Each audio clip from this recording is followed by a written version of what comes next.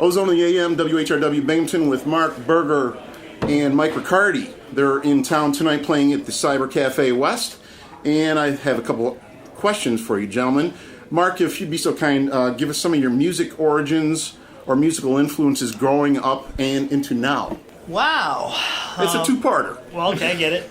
You know, my origins, well, growing up, I certainly loved the Rolling Stones and the band, you know. I mean, I got the blast a little after, you know, when they first hit, but... Does he know how old I am, Mike? Definitely, Okay. most of the time I don't know how old the interviewer is. I'm 53. That's why the Rolling Stones, yes, yeah, I saw them a couple of times too. Okay, cool.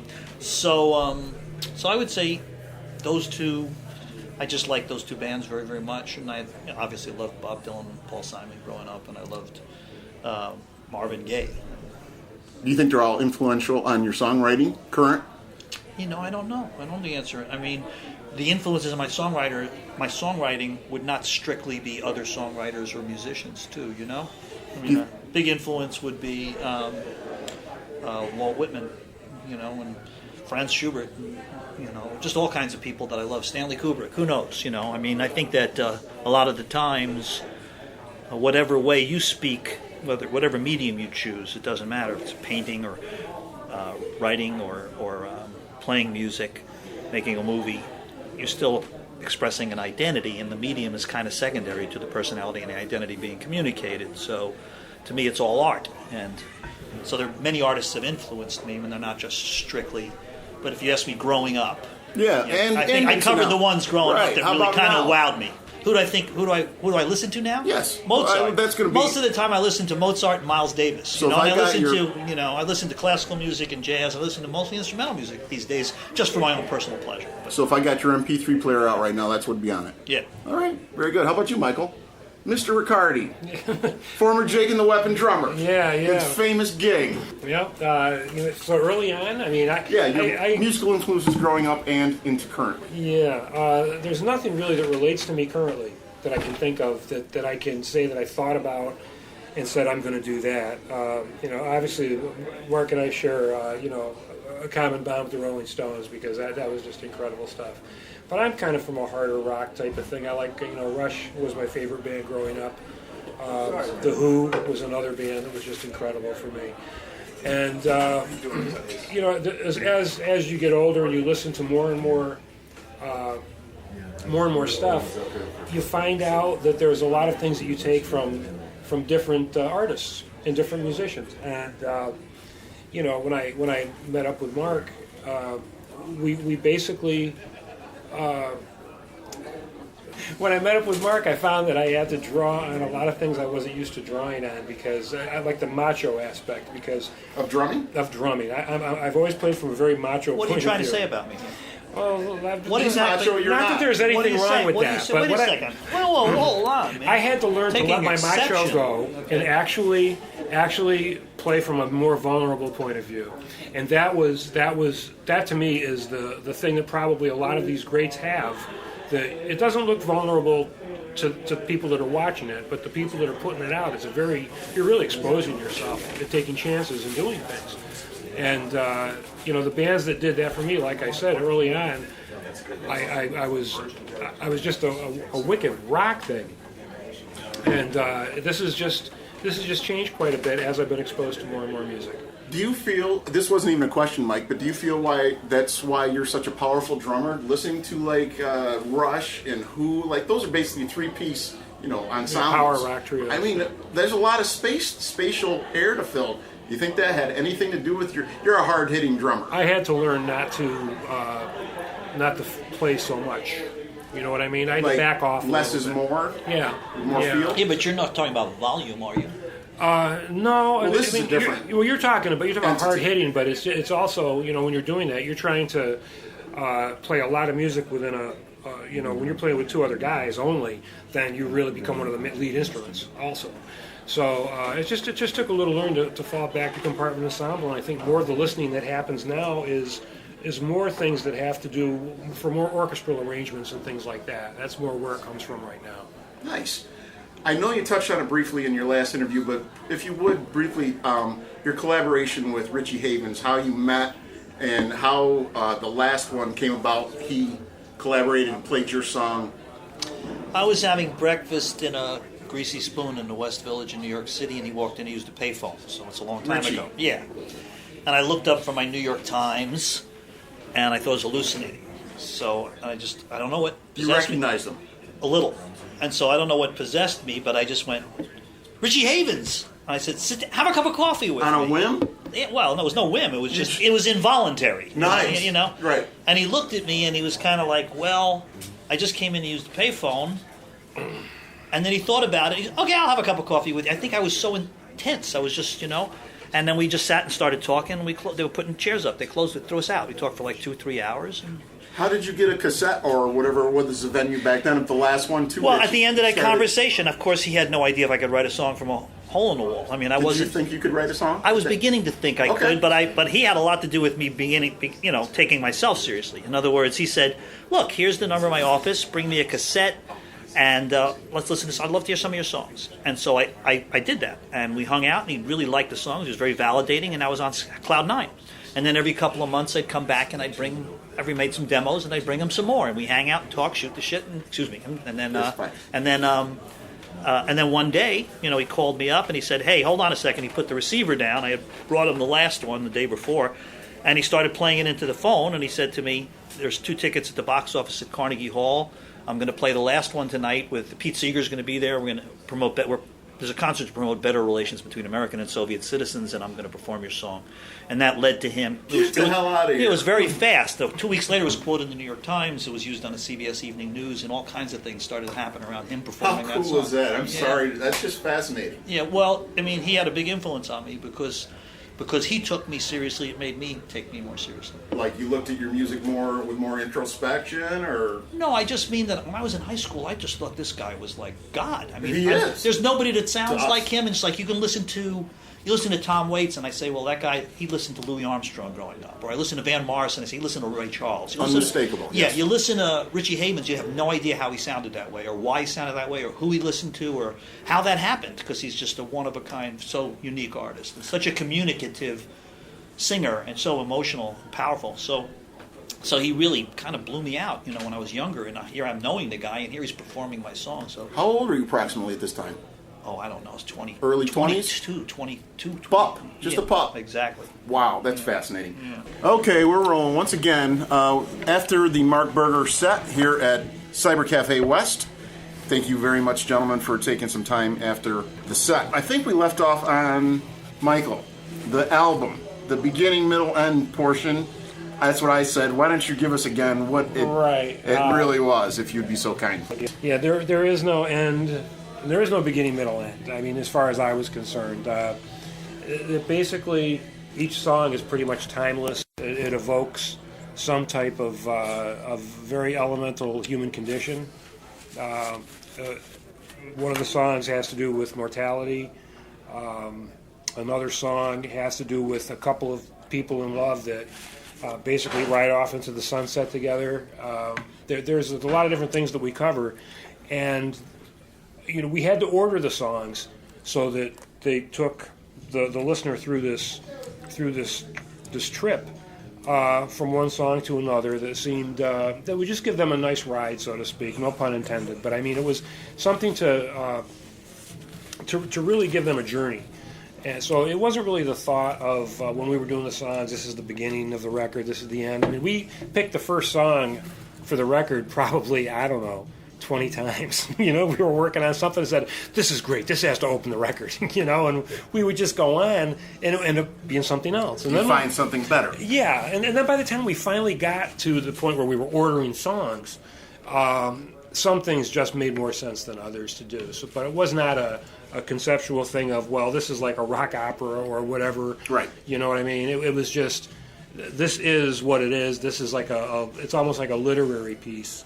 And it does have a beginning and an ending, but it's only unto itself, that it begins because the record has to begin, it ends because it has to end, but everything is timeless. It should be there forever.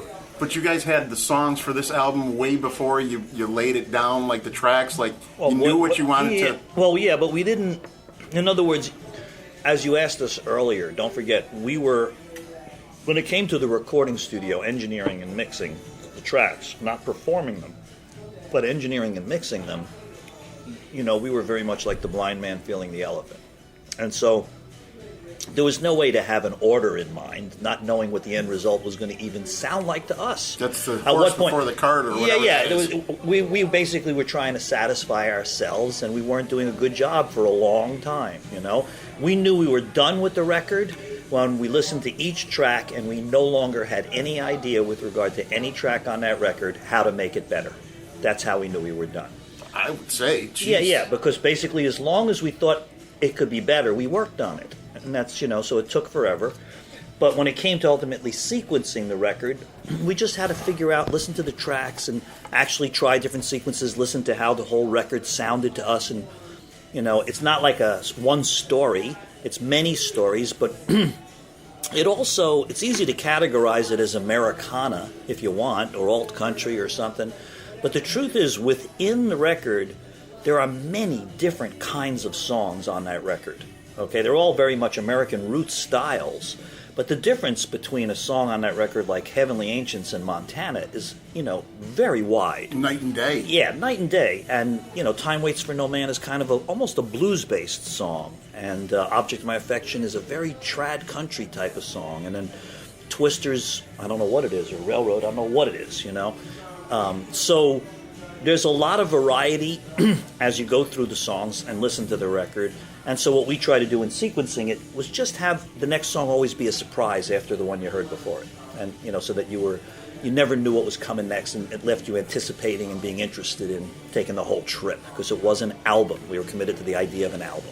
Yeah, I think I touched on that before. You guys are not into releasing the singles or the EPs or anything like that, are you? Well, yeah. Let's put that's the digital age thing to do right. now. And make a music song, get it out there. The main thing is to get it out there to as many people as possible. However, it has to get out there.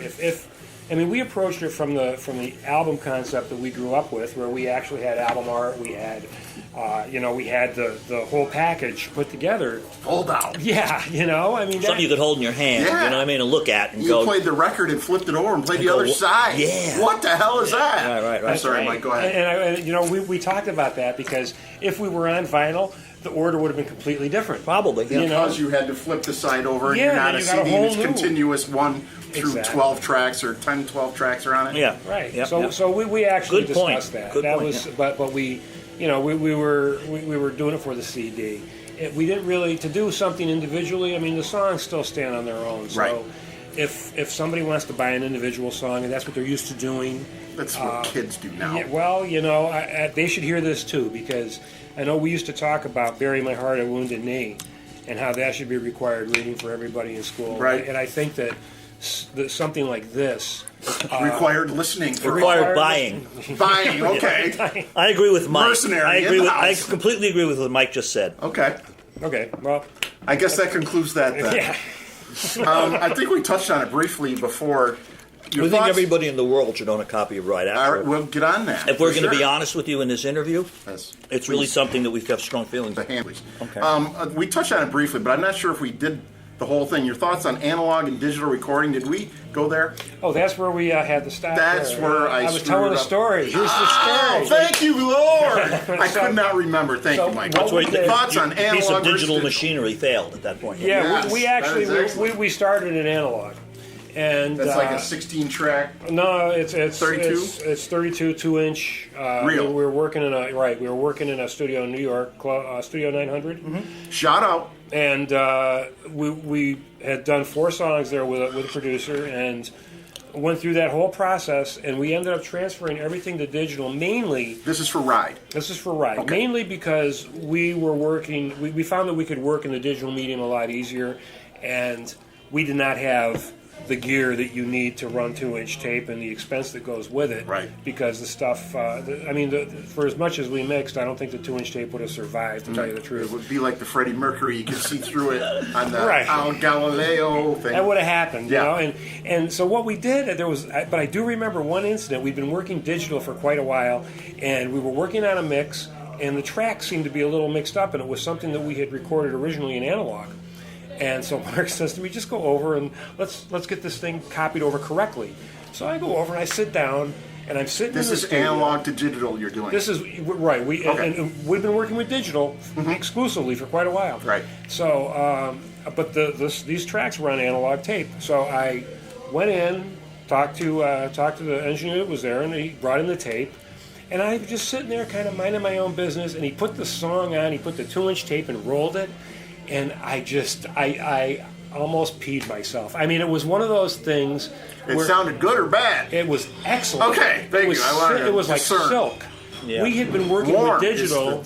Well, I say That's what silk the word I because it was use. so smooth. It was so. It didn't realize the difference between digital and analog until I had heard that, because the digital, if that's what everybody's used to, and that's what we hear, and digital can sound really good.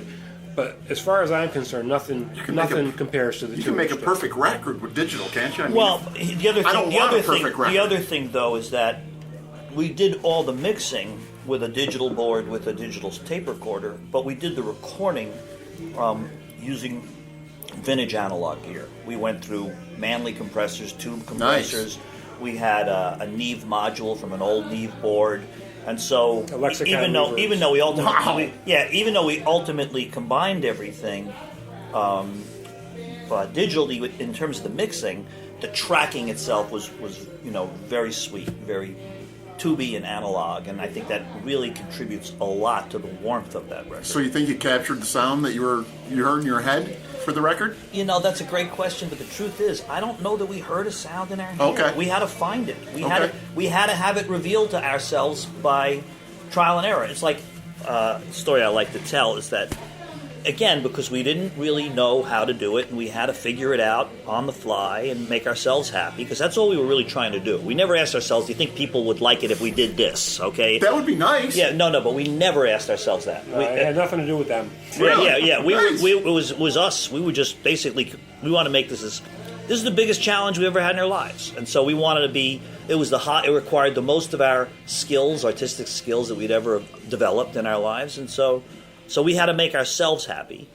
And when we would mix something, and we would get to a point where we knew we weren't satisfied, and we didn't feel like we had completely gotten where the song deserved to go. We knew the master performance was great, but we just were not hearing it. But we also were bumfunkled. We didn't know what to do to make it better. How to make it better from here? It's just we know it's not good enough. What do we do? What are we missing?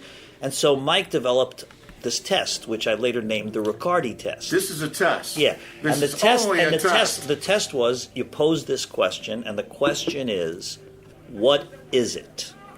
That you're searching for? Or? No, what is it? What is that song? What is it? Oh, okay. What is that recording? What is it? Even the parts. The root. Yeah, because if you couldn't answer that question, you're chasing your tail. But once we really stepped back and asked ourselves the question, it was always clear what to do next. So that became actually just an amazing rule of thumb for us trying to figure out how to make this record, was constantly be asking when we ran into impasses in the course of mixing the record, what is it? And then better focusing on, what is this song? What is the thing? What is it? What is this recording supposed to be? What is it?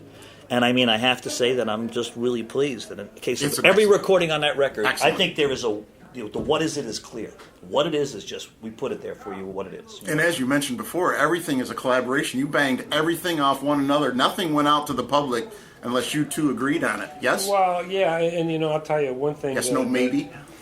Yeah, well, I gotta say, Mark was very generous because he came to the table. Wait, thank you, Mark. He came to the table with these songs that, they were already the complete thoughts. Every song on the record. Right. Right. And so the fact that he allowed me in to actually contribute like I did. I mean, I hear things different than Mark does, and he hears things different than I do, and that's kind of what worked. Because Just percussion or everything? No, Like everything. In fact, it was after this when we got it. It was during this though that we hear things differently. So he would hear something in a song, I would hear something else. I mean, I remember we got done with one song. We thought we were done. I took it home, And Do you remember the song in particular? Oh, I do, but I'm not going to go Okay, anywhere. I'm all not right. going to tell you. All But right. Why? well, time waits. Okay. We got through it, and we thought we were finished. And we had this experience with a couple other songs too. But time waits is the one that stands out because that was the one. Full name being Time Waits for No Man. Yeah. Right. And You played that tonight. Yes. And we really that song. That's one of my favorites. And I took it home and I listened to it, and I thought we overdid it. Why is that one of your favorite songs when you get done? Well, I don't know. I mean, it's just one of those. Okay. There's a few that I really like, more than others. Thanks. But I mean, I love them all. Got that, Mark? Love, Okay. love fest. Anyway, you got home. But I got home, listened to it, and I thought we overdid this. We overmixed.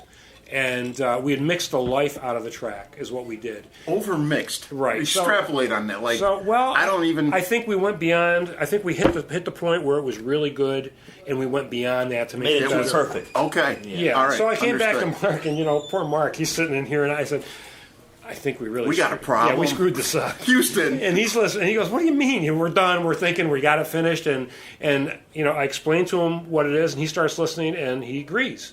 And that's kind of how we worked through the whole record, where he would point something out to me, and I'd say, "Oh yeah, right." Then I'd listen to it, and I would notice that, okay, that's not quite right. I don't know why. I don't know what he's hearing, but I know that it doesn't sound quite right. I kind of know what we're looking for, and that whole way of going through the record is one of the things that contributed to this thing being as good as it is, and it really it allowed us both to explore territory that. For me, was definitely unknown. So An interesting footnote to what he was just saying about, for instance, that track. I mean, to show you how insane we got, because mixing. Well, no, now we're beyond mixing. Okay. Now all the The songs song are is done. and we're Okay. trying to sequence the record. Oh. And when we start sequencing the record, things are revealed that you wouldn't notice when you were only mixing the one song at a time, and your nose is deep against the wall of that song. Like things Now, stuck out? well, what happened was, I on this particular track, Time Waits for No Man, once we put it into the record where it belonged, and we listened to the record, because it was tedious to listen to the whole record each time we changed the sequence and tried it. That's an hour of your life every time you did that. It was clear that where Time Waits for No Man sat, one of the things we did on this record, just to digress for a second, was, people don't fade out songs anymore on records. They just don't do it. With the exception of 3 songs, I think, or 4 on this record, everything fades out. And the fades are long. That was planned. Yeah. And the reason that it works for us with this is because that would give you the scenery. That's how you would see the long view, the horizon, and we're dealing with this subject of the West. And so the fades gave you that 3D, and it's the only way to get it. But on Time Waits for No Man, once we got it right in the sequence, I kept listening to it and going, this thing's too long. As good as the outro was, we had a long fade on it, it was all cool and all interesting, and when you listened to just that track, it was like, wow, we did a great job. But when you dropped it into its slot in a record, it took too long to The end. length of the song was too long? The fade was the outro of the song was too long. And we wouldn't have known it just working on that song alone. You stumbled on it. Well, no, Yeah, until you definitely, put if it you want to. until you put it between the 2 songs on either side of it, you wouldn't have noticed that. And once you did, so what we had to do is there's probably another minute and a half of that song nobody's ever going to hear.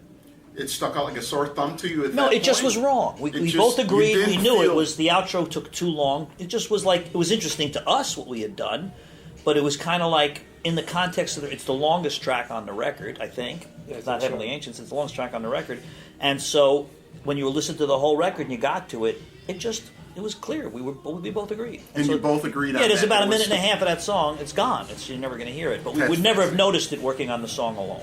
That's Yeah, we fascinating. thought it was great. We were working on just this intro is so cool, or the outro is so cool, it's working so well. But you caught a minute and a half of it. Right.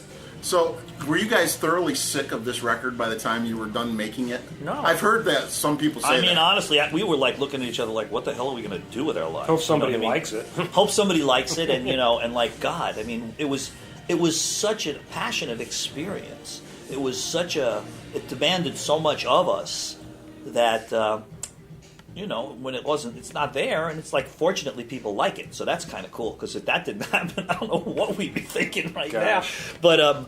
I had a good You still time. working at But art? it It was a thrilling experience to be involved with Mike and that very intense level where we both cared so much and we worked. It was such a cool discovery thing. Period of self-discovery and trying to figure out how to do it. Nice. We just touched briefly on it before, the learning curve you guys had for the engineering of that. Anyhow, Yeah. Do you guys think that Ride had a different feel or vibe than your previous releases, and what quality would you give Ride as a conceptual album? Well, it's its own thing. It's just So its it's own thing. completely We just different than wanted to anything make else? something. It's kind of like if people looked at us and said, "Wow, if things get even bigger and better than they are now, and everybody loves Ride and they want us to do Son of Ride, we're not doing it."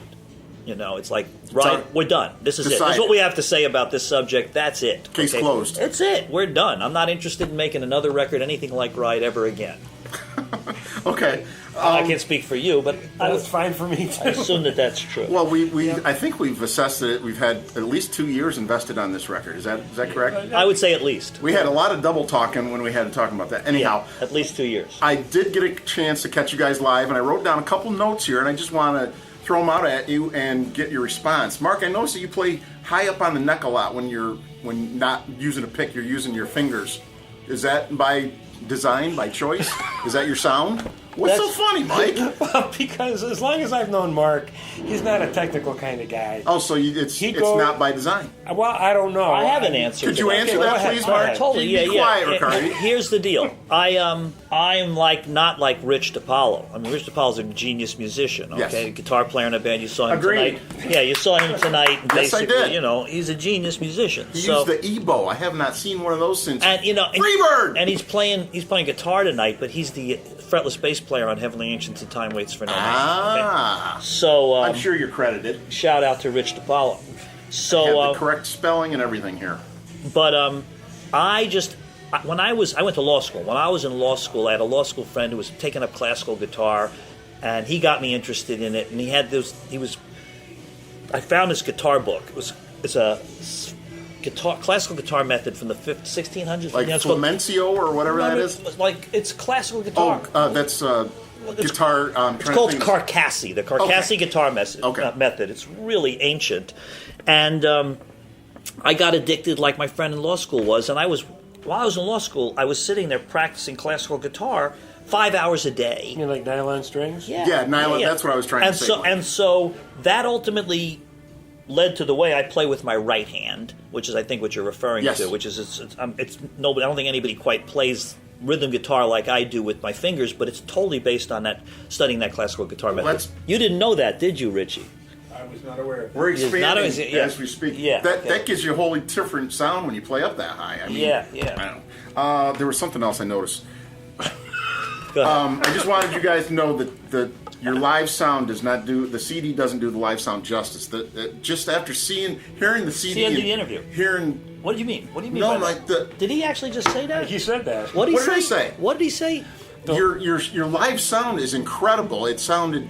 Well, what about Ride? I mean, now I feel love, like. Hold on a second. I didn't. Oh, okay. No all right. disrespect Okay. to Ride. Just I mean, I don't the want this live to get sound. physical here. No. All right. Your live sound was. Thank you very the much. Thank you. dynamics. We're just kidding with you, man. Oh, Thank you okay. very much. Because the Okay. dynamics, I wrote that down here. The band dynamics live were phenomenal. Well, that's a I big mean, part of what the record is, and it's like, Rich has been with us forever, and he understands. We just know what we understand what we're trying to communicate, and that's a big part of it. Is to give it that 3D feeling. Is you can't always play at the same level, obviously. How long have you guys all been together?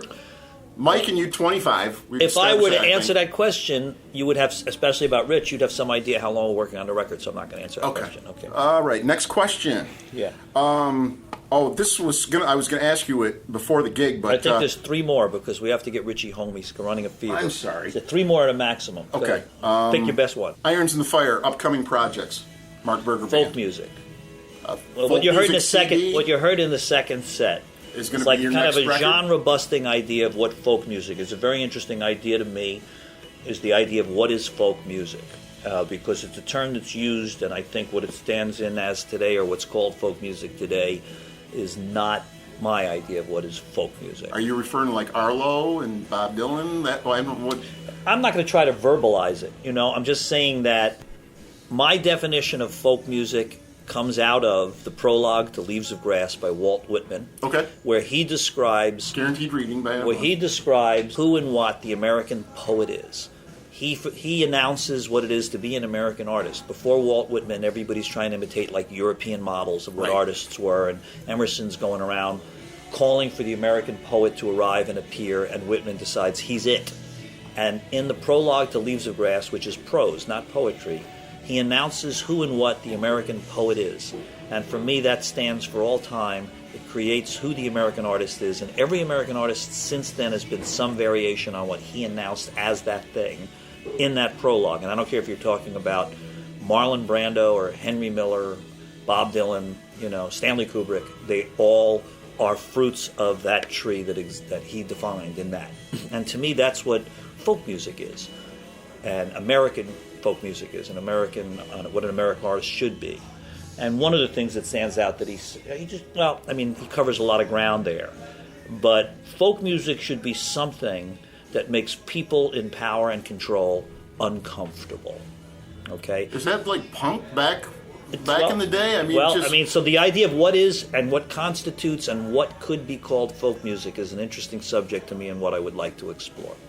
Interesting. Well, keep us tuned in on that. You Let got us it. know how that goes. You got it. Any suggestions for up-and-coming musicians? I have one more question after this. I don't have any. The musicians that we work with are like the musicians we want to work with forever. As long as they'll tolerate us, the people we play with are just wonderful, wonderful, fantastic musicians who play without ego and are just doing it all for the right reasons as far as we're concerned. So. Cool. You're thinking of advice to the up-and-coming people? Yeah, that's what I misunderstood. I misunderstood the question. like Sorry. younger- Why'd you stop me? I Because completely you nailed it misunderstood. too, though. You That said, was you an said the excellent right answer. stuff. Yeah. You said the right stuff. You have to play without ego, to play for the song. That's the big thing. I'm not a writer. I'm a drummer. No, I feel like I do way more than that. I'm an artist, I but forgot to mention Mike Riccardi photography. Crap. yeah, it's all right. But That'll be another interview, Michael. But that was that's a small part. People have glommed onto that, but that's a small part of what happened here. And if I was going to give any advice to up and coming musicians, it would be use your ears, listen, hear what's really going on in the song, listen to what the songwriter is trying to say, and what's the best way that you can serve the song. That's really what it's all about. If you can be selfless, you're nailing it. Yeah, the more selfless you are, the easier it is not to hurry and communicate.